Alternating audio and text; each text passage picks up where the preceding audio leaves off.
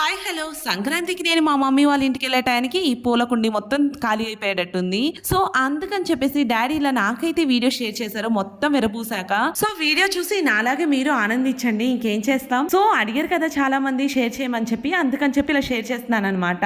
అలానే టమాటాలు కూడా చాలా వచ్చాయి, కొన్ని ఇప్పుడిప్పుడే పండుతున్నాయి, కొన్ని అయితే పచ్చిగా ఉన్నాయి, వెయిట్ కి కిందకి వాలాయి అనమాట.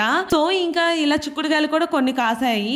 ఇంకా ఈ మిర్చి విషయంకి వస్తే ఈ మిర్చి ఎన్ని కాసాయి అంటే మమ్మీ డాడీయే కదా ఉండేది. సో అందుకని చెప్పి వాళ్ళకి ఎక్కువ ఏం అవసరం ఉండదు కాబట్టి ఇంకా వాళ్ళు ఏం చేశారంటే చెట్టుకి ఇలా పండించేశారనమాట. పండించేసి పండు మిరకాయ పచ్చడి పెట్టేసుకున్నారు. సో ఈ పాటికి మా మమ్మీ పెట్టేసి కూడా ఉంటారు.